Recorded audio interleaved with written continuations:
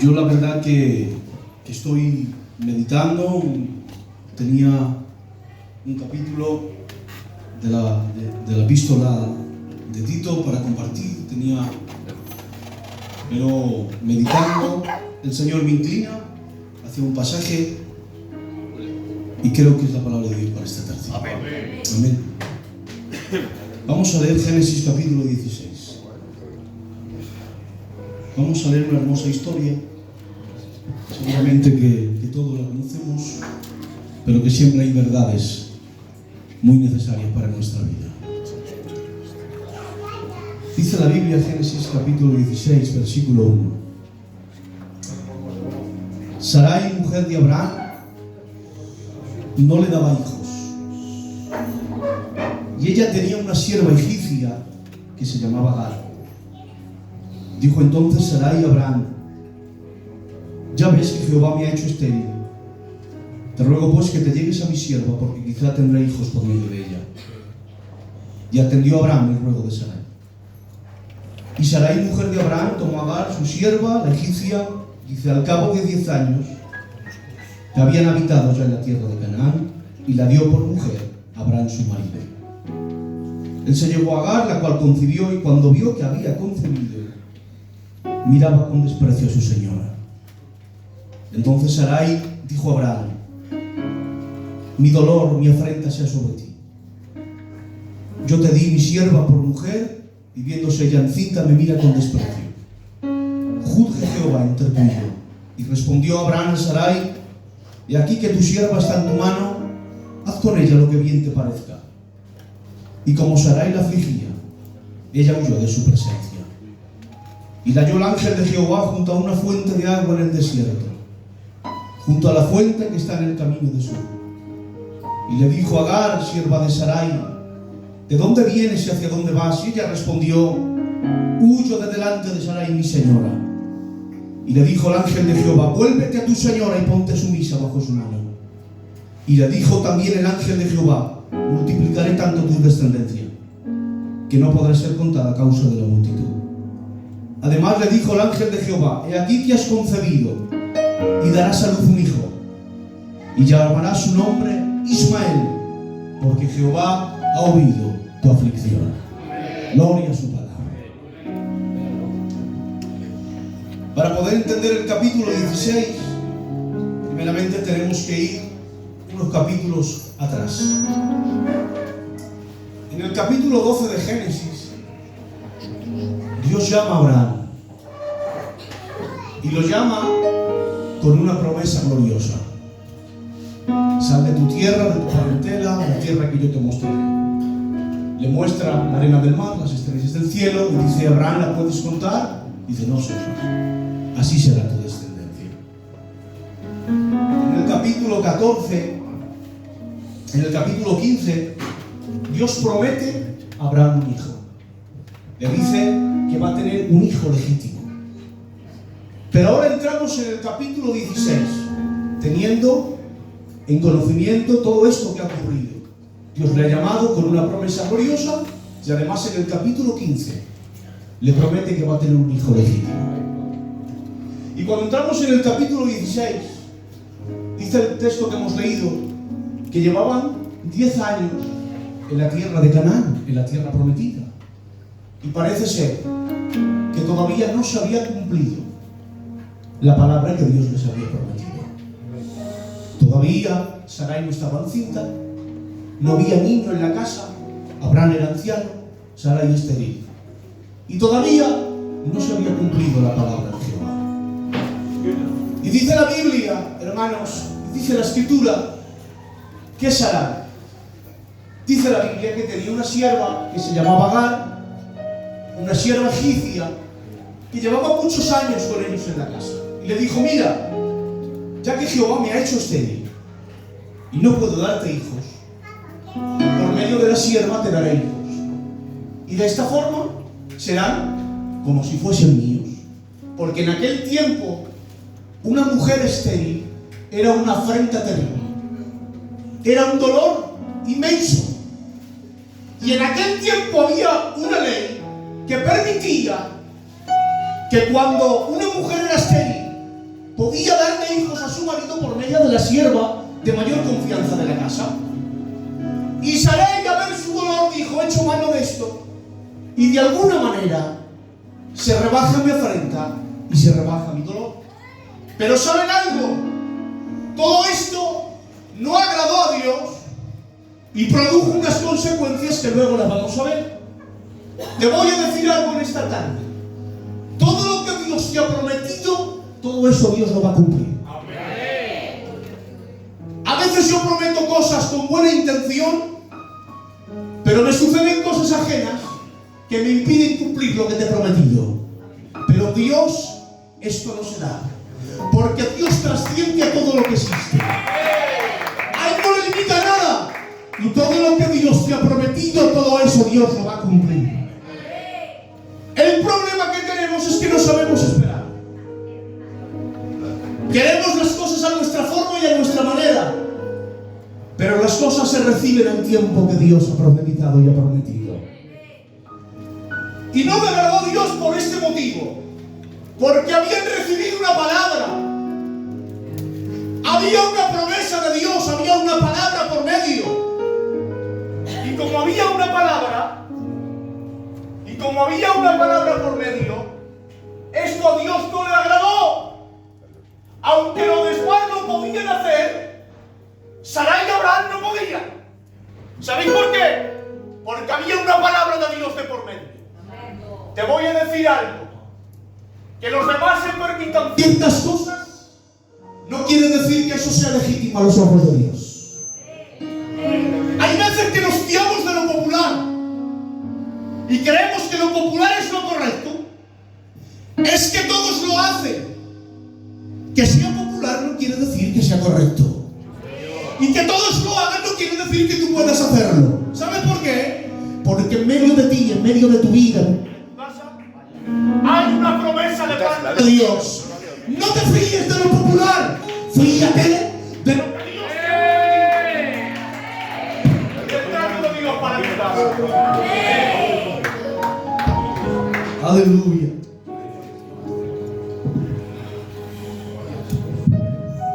No era lo popular en tiempos de Daniel que aquellos tres se mantuviesen en pie delante de aquella estatua. Lo popular era que todos se doblegaran, ¿sí o no? Lo popular es que todos se arrodillaran y claudicaran, pero hubo tres que se mantuvieron en pie y no siguieron la corriente de lo popular. ¿Sabes de qué se fiaron? De la palabra que Dios les había dicho. Y te voy a decir algo en esta tarde. Vivimos en tiempos muy peligrosos, que todo está permitido, que a lo malo nos llaman bueno. Pero te voy a decir algo en esta tarde: no te dejes influenciar por lo popular. Mantente firme en lo que Dios te ha prometido. ¡Aleluya! Fíjate de Dios con todo tu corazón, dice la Escritura. Había una palabra por medio y no podían hacer lo que los demás podían hacer porque había una palabra de Dios.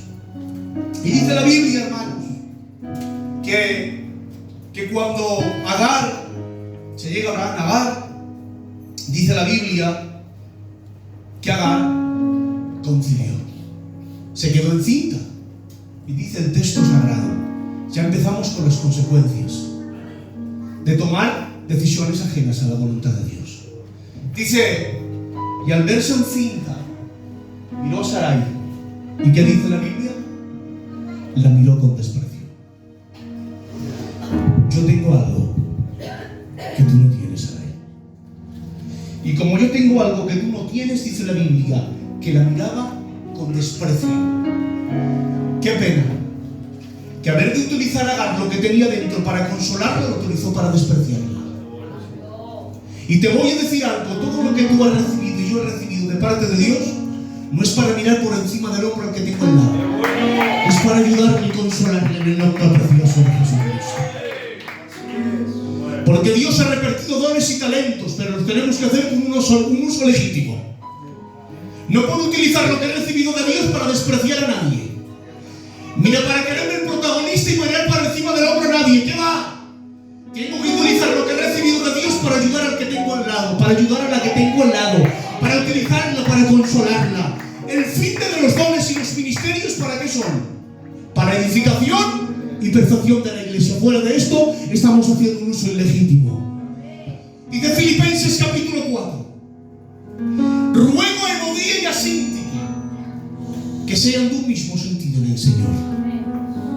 Evodía y Síntique eran dos hermanas que formaban parte de la iglesia de Filipos. Y dice la historia que eran dos hermanas con dones y talentos. Tenían cosas muy buenas, pero por alguna razón entraron en disputa. ¿Y sabéis lo que ocurría? Que la iglesia no estaba siendo bendecida y edificada por medio de ellas, porque entraron en disputa. Y dice el apóstol Pablo: ruego a Evodía y a Síntique que sean de un mismo sentido en el Señor. Porque tienen dones, tienen talentos, pero no lo están utilizando con un buen uso. Lo están utilizando para ver quién es mejor de la otra. Y el resultado es que la iglesia pierde. No es edificada, no es bendecida, porque estáis dando un mal uso de lo que habéis recibido. Por eso dice: ruego que sean de un mismo sentido en el Señor. Que olviden las diferencias, que olviden las crispaciones, que olviden las comparaciones, y que lo utilicen con el fin de que la iglesia sea bendecida. La iglesia te necesita. La iglesia necesita de tus talentos. La iglesia necesita de lo que has recibido, pero con el fin de que edifiques, de que ayudes, en el nombre precioso de Jesucristo. Gloria a Dios. Aleluya. Qué pena, hermanos, que a veces hacemos un mal uso de aquello que hemos recibido por gracia. Qué triste. Y dice la Biblia que Sarai dice a Abraham, cuando ve que la desprecia, dice: mi dolor sea sobre ti, Abraham. Y yo me pregunto, ¿quién trazó el plan, pastor? Fue Sarai. ¿Quién tuvo la idea? Fue Sarai. Pero cuando Sarai ve las consecuencias de su mala decisión, ¿qué dice? Abraham, mi dolor sea sobre ti. Aleluya. ¿Por qué tenemos el hombre a echar las culpas a otros de nuestro mal proceder? Tenemos dos males: una, que fallamos, y dos, que encima queremos echar las culpas a otros de nuestros errores. El grave problema no es fallar, que todos fallamos, que todos nos equivocamos, que a veces decimos palabras que no tenemos que decir, que a veces hay un comportamiento que no debo de tener, pero que el verdadero problema no es ese. El problema es que no reconozca mi mal comportamiento, que no me reconozca mi mala forma de hablar, que no reconozca mi mala conducta. Ese es el problema.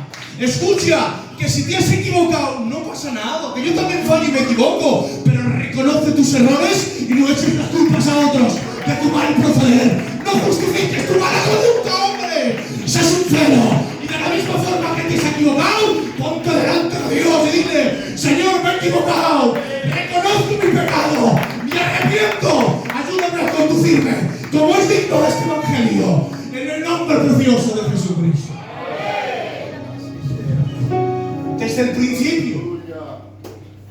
Desde el principio, Adán, la mujer que tú me diste, Eva, la serpiente. Desde el principio tendemos a echar las culpas a nosotros de nuestro mal proceder. Lo he recibido así. No eches la culpa a la iglesia de tu falta de crecimiento. Ya te vale. Poner a la iglesia como excusa para la falta de tu cristianismo. La culpa de tu falta de madurez no la tiene la iglesia, la tienes tú. La culpa de tu falta de cristianismo y de crecimiento no la tiene ni el pastor ni los siervos de la iglesia, la tienes tú. Porque tienes un corazón poco convertido y no das lugar al Espíritu Santo en tu vida. Y es por eso porque no creces. Dice Segundo de Reyes, dice: los habitantes de la ciudad de Jericó le dijeron a Eliseo: Eliseo, el lugar donde moramos es bueno, la ciudad es buena. Dice: pero la tierra no produce vida, no produce fruto, produce muerte. Y Dios decía: ¿cómo una ciudad tan rica y tan rodeada de cosas buenas tenía una realidad tan mala? La ubicación de Jericó era inmejorable para dar fruto, para ser próspera.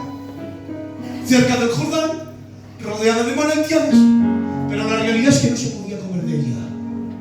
Sus aguas estaban enfermas.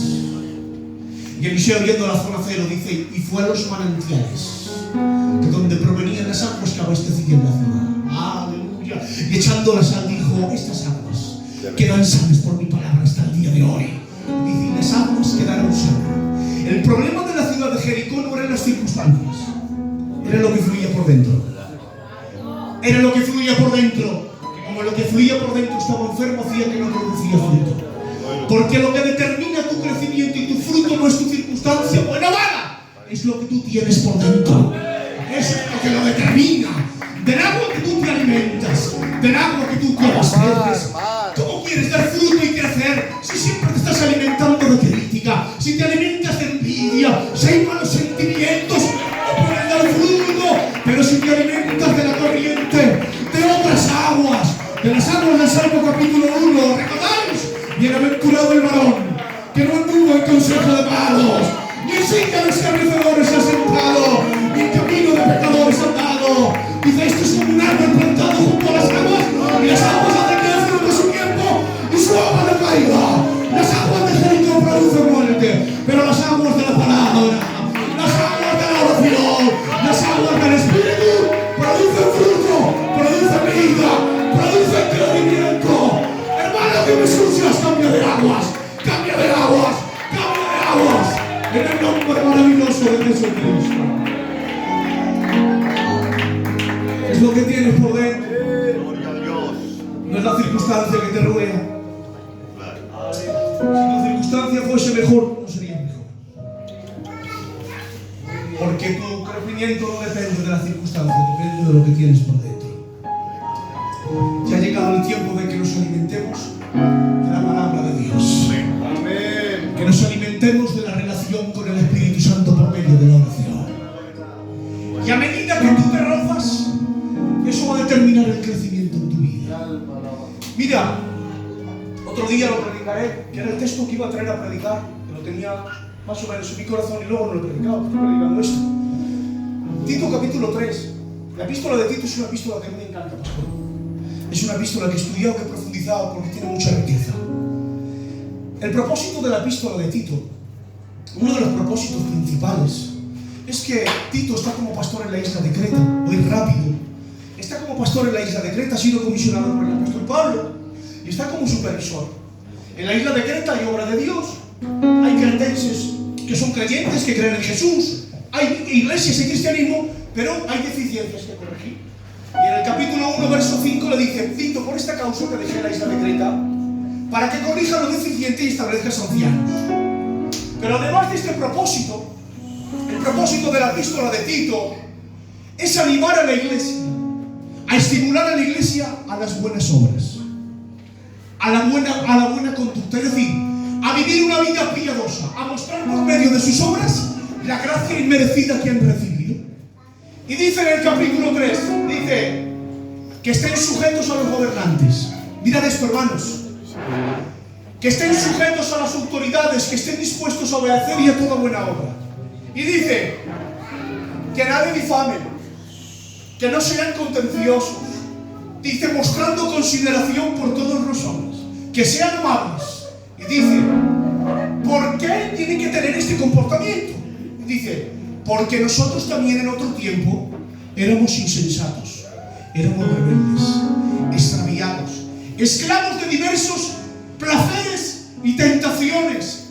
Dice, aborrecibles y aborreciéndonos los unos a los otros.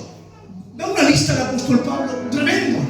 Y ahí presenta la razón de dicho comportamiento, pero ahí presenta el proceso de la salvación. Y dice, pero cuando se manifestó su amor y su bondad para con la humanidad, dice, Él nos salvó no por obras de justicia que hubiéramos hecho, sino por el lavamiento de la regeneración y renovación del Espíritu Santo.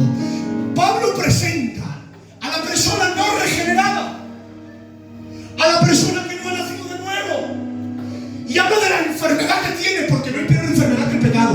Amén. El pecado arruina, el pecado te mancha el alma, el pecado destruye una familia, el pecado te aleja de Dios. Es la peor enfermedad. Y el apóstol Pablo define la enfermedad del pecado, pero ahora llega a la solución de dicha enfermedad.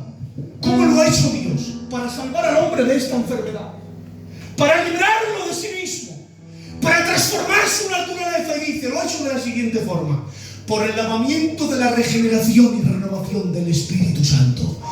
Por medio de esta obra divina que Dios ha hecho en el hombre, ha sido el medio que Dios ha hecho para que el hombre pueda ser salvo de todo esto y pueda librarse de esta esclavitud de la cual vivía. Por lo tanto, hay una clase de vida que pertenece a lo regenerado. ¿Cuál es? La envidia, el odio, el aborrecerse, todo lo que habla Pablo. Pero hay otra clase de vida que pertenece a aquel que ha sido regenerado y que ha nacido de nuevo. ¿Sabes cuál es? Vivir en santidad, tener una conducta en medio de la iglesia, en medio de sus semejantes. Hermanos, no hay excusa, porque nosotros hemos recibido el Espíritu Santo para poder vivir una vida santa y agradable, en el nombre precioso de Jesucristo. Aleluya. Y dice la Escritura, hermanos, que como la afligía, dice que Agar huyó de su presencia. Como Sarai la afligía, huyó de su presencia. Y cuando huyó, dice la Biblia, que la halló el ángel de Jehová. ¿Y a dónde la halló? En un desierto. Y cuando se le aparece el ángel, hace dos preguntas. Dice: Agar, sierva de Sarai, ¿de dónde vienes y hacia dónde te diriges? Agar responde una pregunta: huyo de mi señora Sarai. Pero no responde a dónde se dirige. ¿Sabes por qué? Porque una mujer embarazada en un desierto estaba perdida. No iba a ningún sitio. Y saben que nosotros también se nos apareció Dios en medio de un desierto también. ¿Sabéis que todos los que estamos aquí estábamos perdidos? Que estábamos muertos en delitos y pecados. Pero gloria a su nombre, que Él vino, nos confrontó con su palabra y nos hizo dos preguntas: ¿de dónde vienes? ¿Hacia dónde te diriges? Y muchos de los que estamos aquí, al igual que Agar, pudimos responder una pregunta. Huyo de un hogar difícil, huyo de una familia complicada, huyo de una vida fatal que no me ha tratado bien. Pero ninguno podemos responder a la segunda pregunta. ¿Sabéis por qué? Porque estábamos perdidos, vivíamos sin rumbo, pero donde no había respuesta, Él sí ahora ha puesto una respuesta. Ahora sí sabemos dónde nos dirigimos. Nos dirigimos a la patria celestial, al hogar eterno de los santos, a la Jerusalén de gloria. Por eso te digo, si estabas perdido hoy, has sido hallado, porque ha habido uno que ha salido de encuentro, en el nombre precioso de Jesucristo. Salió el ángel en busca de Agar. Fue Dios que salió en nuestra búsqueda. Y es por eso que tenemos que vivir agradecidos. Tenemos que vivir en humildad y sencillez, porque ha sido Él el que nos ha escogido y nos ha llamado con su gracia. Y le dice el ángel: vuélvete y ponte sumisa bajo tu señora Sarai. Y yo pregunto, pastor, pues no he oído de la casa de Sarai porque la fiel. ¿Cómo el ángel de Jehová la manda de nuevo al lugar donde se la aflige? Y el Espíritu Santo me iluminó y me dijo: lee bien el texto. Vuelve a Sarai y dice: y ponte sumisa. La está diciendo: vuelve y cambia de actitud. Porque hay ambientes en nuestros hogares que lo provocan nuestras malas actitudes. Ella te aflige porque tú te burlaste, tú la despreciaste, tú provocaste ese mal ambiente en tu casa, Agar. Pero te doy la oportunidad ahora que me he encontrado contigo. Vuelve a tu casa y cambia de actitud, para que pueda cambiar el ambiente de tu hogar. Hermanos, hay ambientes en hogares tristes, hay ambientes irrespirables, pero son provocados por nuestras malas actitudes. Pero si cambiásemos el rencor por el amor, si cambiásemos las malas palabras por las tiernas palabras, si cambiásemos el odio por el amor, desde aquí te digo, cambiaría el ambiente de tu hogar y de tu familia. Mira, te voy a decir algo. Como no tengas paz en tu hogar, no hay quien viva. Como no descanses en tu hogar, tu vida es muy triste. Porque en el hogar debe haber descanso, debe haber paz. Y si no es así, ponte manos a la obra. Dice la Biblia, ya me lo habéis oído, pero es el ejemplo que tengo, como dice Juan. Dice, y llevaron al profeta a la casa de la cárcel de Jonatán el escriba. Por fuera era una casa, por dentro una cárcel. Cuando uno veía desde fuera, dice, una casa, entraba dentro y era una cárcel. Y hay casas que tienen apariencia de hogar, pero por dentro son cárceles. No hay misericordia. No se respira la paz de Dios. No hay perdón. Pero vengan conmigo a la salutación final de 2 de Corintios. Estaba el apóstol Pablo saludando a los diferentes hermanos y sobre todo en un matrimonio. Dice, saludo a Aquila y Priscila y a la iglesia que está en su casa. La casa de este era una cárcel, pero la casa de Aquila y Priscila era una iglesia. ¡Oh!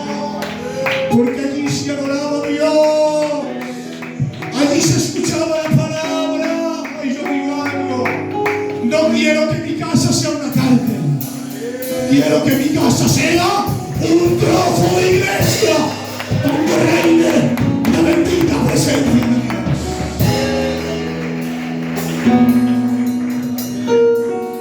Y cuando la dice esto, la dice tranquila, tranquila, que hay una promesa para el niño, tranquila. Vas a tener una gran descendencia que no va a ser contada a causa de la multitud.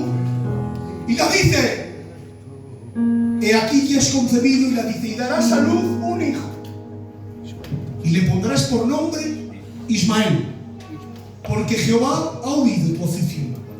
¿Sabéis qué significa Ismael? Jehová oye, Jehová escucha. Y ahora me paro y yo digo, ¿dónde aclamaba Agar?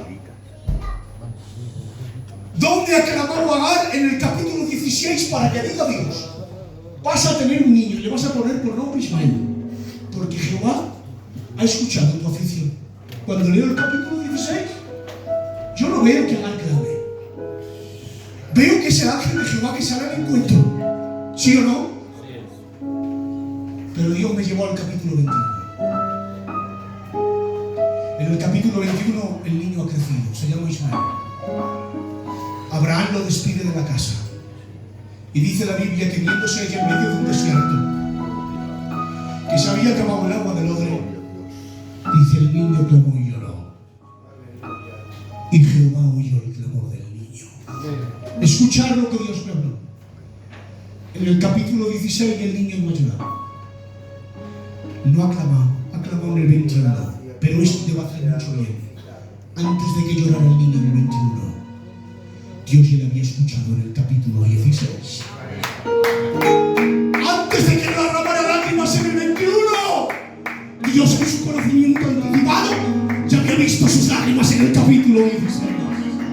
Y cuando leo esto salgo llorando y me llena de gozo y me dice, Antonio, ¿qué te crees que cuando pasas por problemas a mí me sorprende? Que cuando te toca derramar lágrimas a mí me sorprende. Me pilla por sorpresa. Cuando estás pasando momentos difíciles, antes de que llores, Antonio, yo ya he visto tus lágrimas. Antes de que pases por ahí, yo ya pasé antes. Te voy a decir algo. No le sorprende a Dios tu problema. No le sorprende a Dios por dónde estás pasando. Tiene Dios el control absoluto de tu vida, de tu casa y de tu familia. Antes de que llores, Dios ha visto tus lágrimas. Antes de que entres en el horno, Él te está esperando. Y lo único que va a producir es que las cuerdas se caigan y que pueda glorificarlo al soberano, al que tiene el control, en el nombre de Dios y de Jesucristo.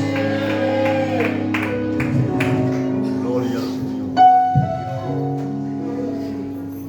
Cumple Dios todo lo que promete. Amén. Y si Dios te ha prometido bendecir tu familia, te prometo que la va a bendecir. Pero es necesario que aprendas la lección de la espera. Es necesario que aprendas a confiar. No sé cuántas puertas te se han cerrado. Esto lo digo por fe. No sé cuántas puertas has llamado y te se han cerrado. No lo sé, pero sí sé algo claro. Que a su tiempo Dios te va a abrir la puerta que te ha prometido. Por favor, no tomes caminos ajenos a la voluntad de Dios. Y te voy a acabar este mensaje con una frase que he recibido hoy. No tengas el pecado como una solución de corto plazo, que detrás hay una tragedia. ¿No habéis entendido? No sé si me he explicado bien. No tengas el pecado como un recurso, como una solución temporal. No eches mano de ello, que a la larga te va a traer una ruina y una tragedia. Aprende a confiar, no hagas trampas. ¿Se va claro? No hagas trampas. Aprende a aguantar. Aprende a soportar. Ahora me habéis entendido, ¿verdad? No cojas lo que no tengas que coger como una línea temporal. No te enredes lo que no tengas que enredarte como una solución temporal, que a la larga es una tragedia. Aprende a confiar en la voluntad de Dios, en lo que Él te ha prometido. ¿Me habéis entendido, verdad? Aprende a descansar. El pecado no es una solución, es una ruina. Aprende a esperar en el nombre precioso de Jesucristo. Un aplauso para Dios. Y que Dios les bendiga mucho.